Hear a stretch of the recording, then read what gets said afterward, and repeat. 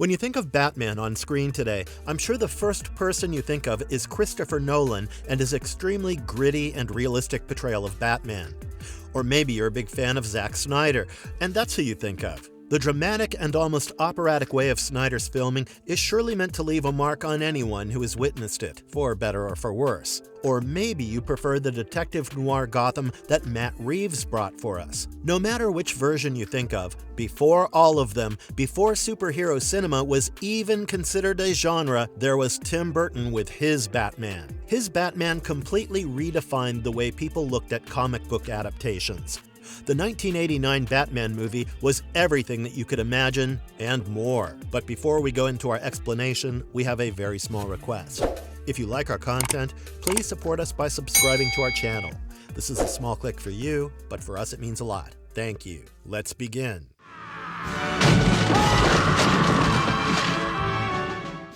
It was a phenomenon, to say the least.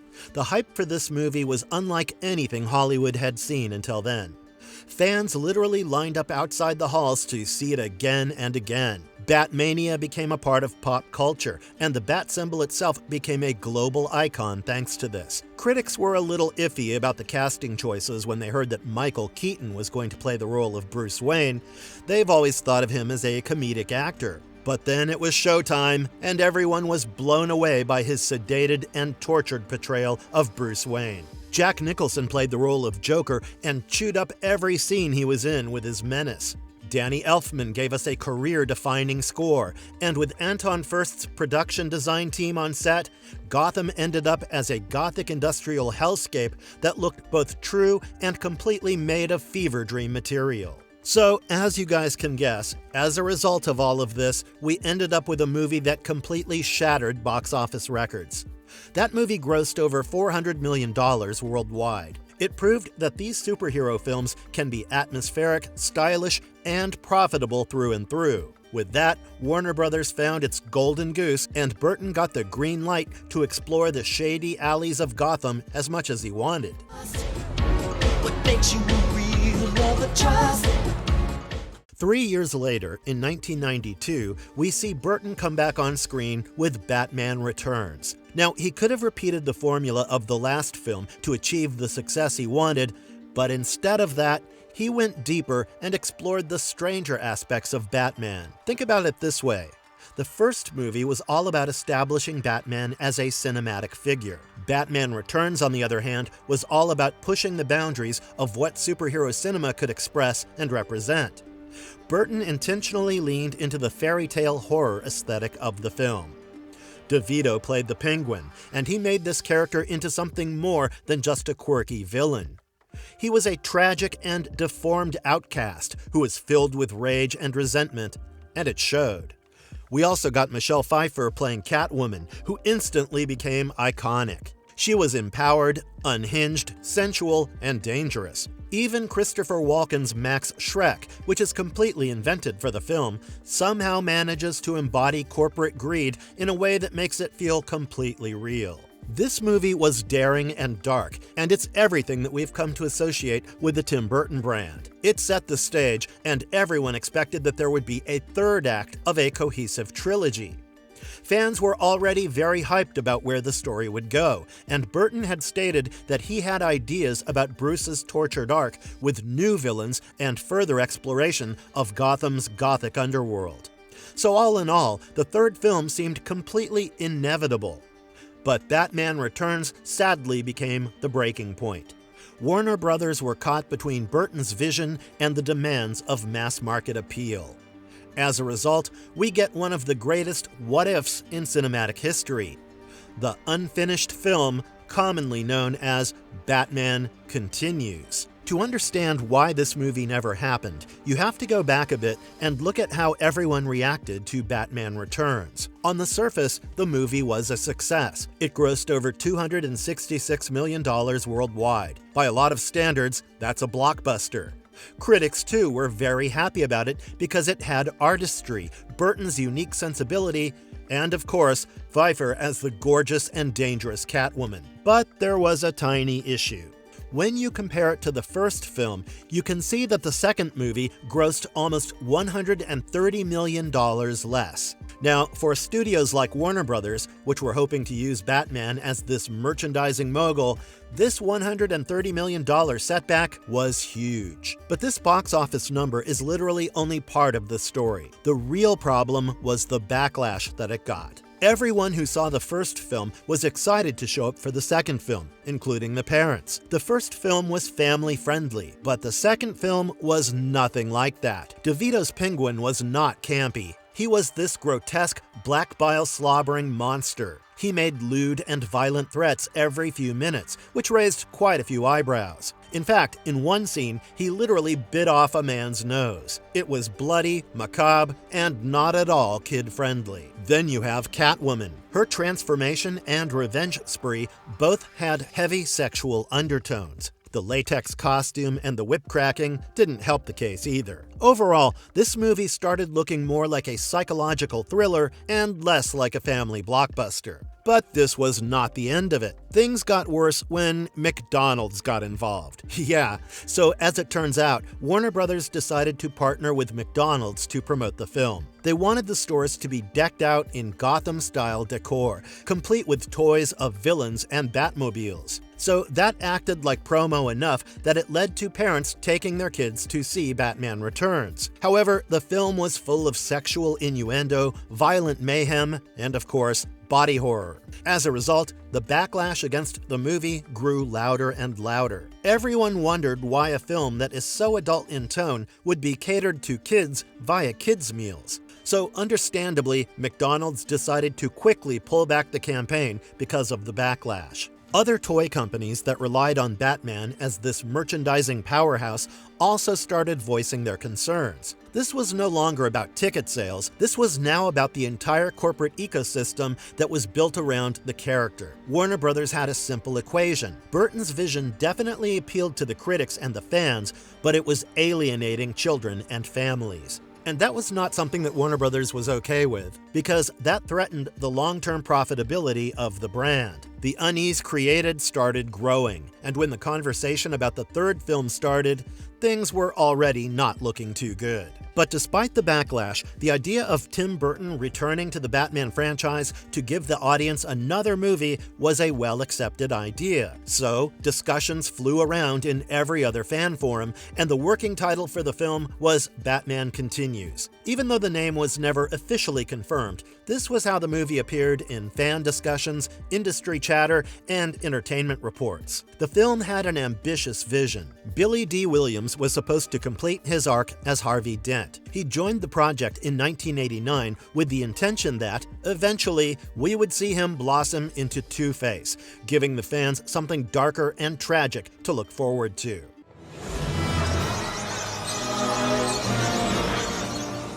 Michelle Pfeiffer was also supposed to return to the project as Catwoman. In Batman Returns, her arc reached its peak as we saw her staring at the bat signal. Fans had high hopes about Pfeiffer's Catwoman. In fact, some insiders even stated that maybe Tim Burton would give us a solo Catwoman film too, which apparently he was developing, but eventually that solo Catwoman project fell through. Insiders also stated that we were going to get new villains. Robin Williams was reportedly going to play Riddler. Originally, Williams was considered for Joker before Nicholson got the role, so in a way, it makes sense that Burton wanted Williams to be a part of his eccentric and dark Gotham. His manic energy could easily be twisted into something unnerving. Other reports claimed that Brad Dourif, the voice behind Chucky from Child's Play, was going to be cast in this movie's Scarecrow, which, let's be real, was the perfect casting choice for the horror sensibilities. And yes, we were also going to get Robin. In the first two films, Burton did not put the character of Robin in because he felt like that would ruin the tone of the film. But by the time the third movie was in the making, it made sense to have Robin a part of this entourage.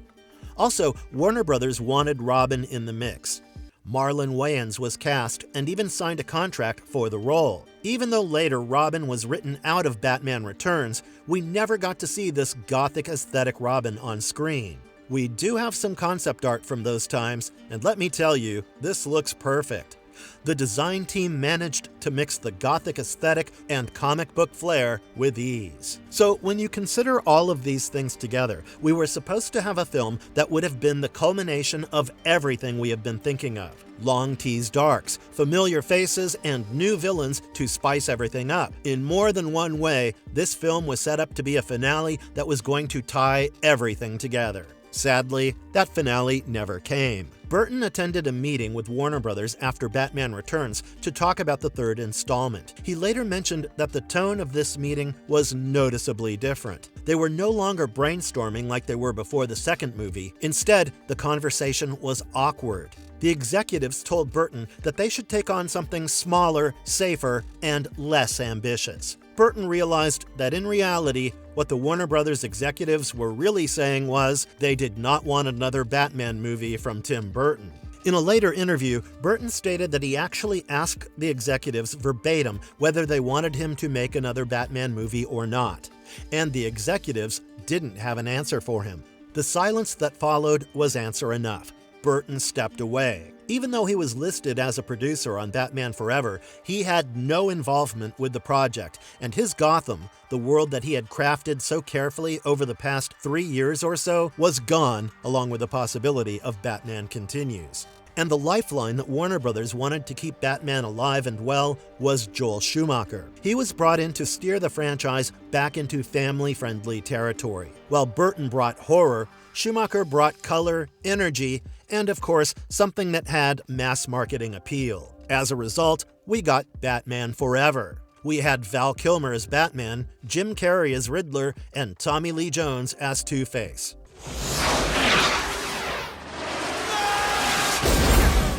Almost immediately, the tonal whiplash between the three films was obvious. Gotham, which was once this haunting industrial labyrinth, is now a neon playground. Characters that had layers and tragedy associated with them were now over-the-top caricatures. The Batsuit itself was over-the-top because why do we need sculpted nipples? Understandably, Burton was completely appalled by this. He was criticized for being too dark or too weird, but what was happening in front of his eyes to the project he had worked so hard for was just not okay. The studio had completely embraced the garish and campy aspects of the film, and there was nothing serious left. So, in an interview, Burton lashed out, complaining about the executives and telling them to screw off. And this was the moment that crystallized the divide. You see, Burton didn't think of Batman as something to sell toys or Happy Meals. He wanted to tell us a gothic fairy tale which was supposed to be deeply psychological and visually haunting. And with the baton being passed over to Schumacher, that story and that sensibility were lost with him. Now you gotta wonder, what happened to Michael Keaton? When Keaton was cast for the role back in 1989, people were surprised. In fact, people even wrote angry letters to Warner Brothers stating that the star of Mr. Mom could never fill the role of Batman. However, they were blown away by Keaton's performance. The way Keaton portrayed Wayne's internal torment and the difference between his quiet demeanor and the explosive alter ego had fans completely hooked. So for a lot of fans, Keaton became the definitive Batman of the late 20th century. When Warner Brothers forced out Burton, they were sure Keaton would stay on board. After all, he was the face of the franchise. However, Keaton was very attached to Burton's vision. He believed that in the end, Batman was not about action sequences or costume. It was all about the psychological burden of being Bruce Wayne. In Burton's films, Bruce Wayne was not portrayed as a playboy having fun in his capes. In fact, he was a damaged man who was dealing with a lot of psychological trauma and trying to find his way around it. When Joel Schumacher pitched his idea of Batman Forever,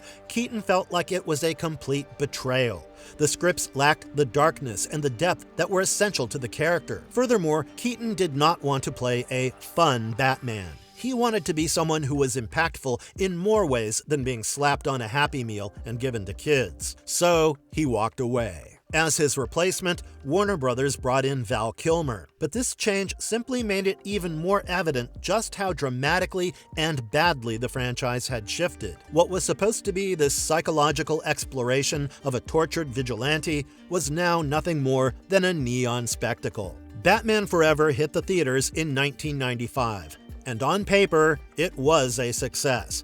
It grossed over $330 million worldwide, and it outperformed Batman Returns in every way. Warner Brothers executives were super proud of themselves for steering the franchise back into profitability.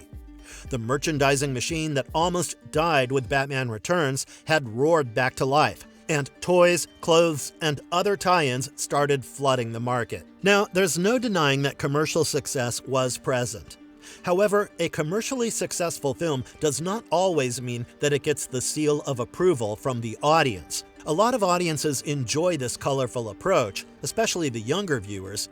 However, the older audiences did not like the changes made. They lamented the loss of Burton's edge. Jim Carrey's Riddler and Tommy Lee Jones's Two-Face were entertaining, yes, but they felt cartoonish compared to Burton's villains. Gotham itself was now this fluorescent carnival with outlandish sets instead of being this haunting urban nightmare that was carefully crafted by Anton Furst and Bo Welch. Then we got Batman and Robin in 1997. Schumacher leaned further into the camp with George Clooney as Batman and Arnold Schwarzenegger as Mr. Freeze. The Batsuit nipples returned with a lot of butt and crotch shots in the costume sequences. This film became famous, but for all the wrong reasons. It was unserious, overly indulgent, and focused on toy sales. What started out as Burton's dark imagination of Batman as this tortured soul had completely spiraled into parody. Batman and Robin, as we all know,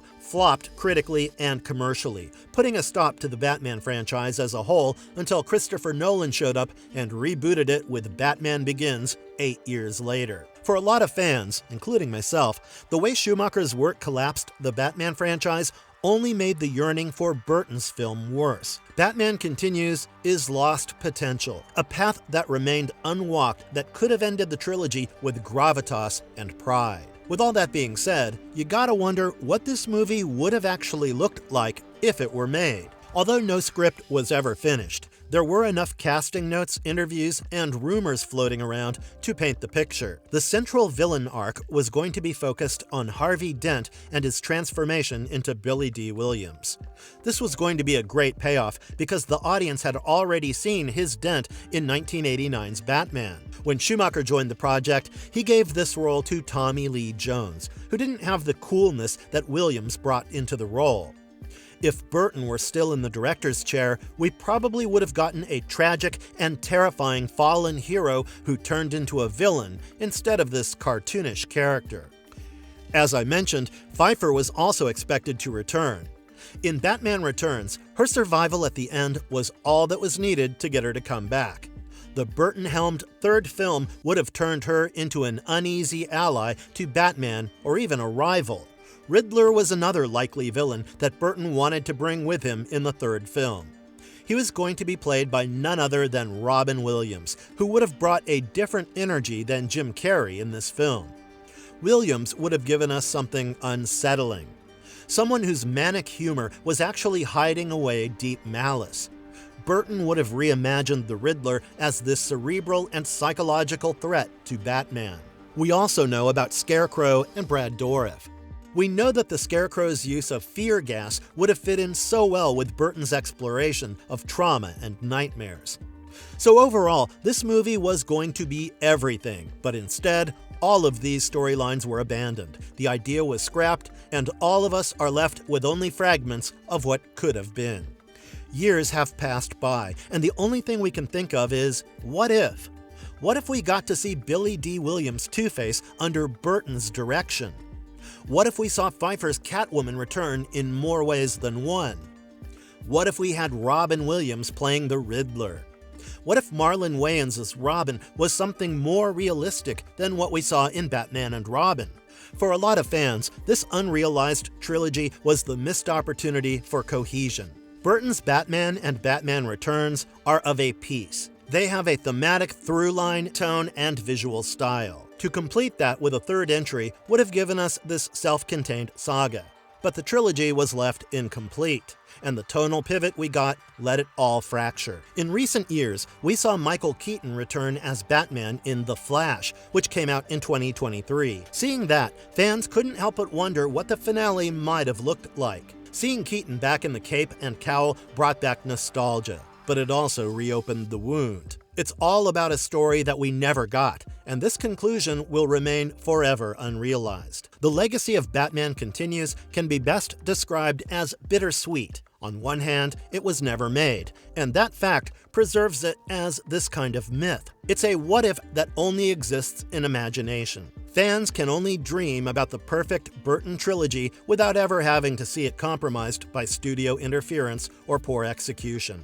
On the other hand, you gotta mourn what was lost. Warner Brothers made this decision to prioritize merchandise over artistry, and that decision altered the trajectory of Batman for decades. Burton's films proved to all of us that superheroes could be psychologically cinematic and dark. But the studio was spooked by controversy and pivoted away until Christopher Nolan returned and brought the character's gravitas to the big screen. So overall, this movie is a story about the annals of Hollywood. It was not canceled because the story lacked potential or because it didn't have enough market demand. It was abandoned simply because of corporate greed and to sell toys. In its place, we got a franchise that sure sold enough toys, but didn't have any gravitas, soul, or pride.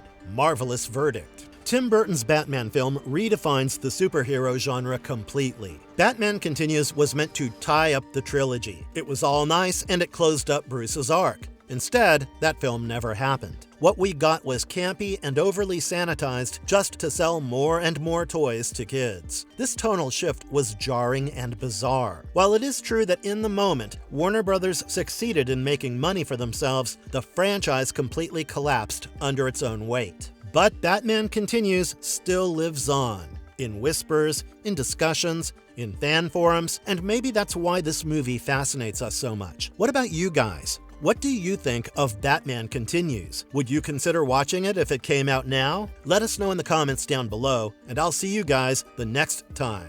Bye! And if you liked our content, don't forget to leave a like and subscribe to us if you haven't already. Have a good one, and be safe. Thanks, everyone.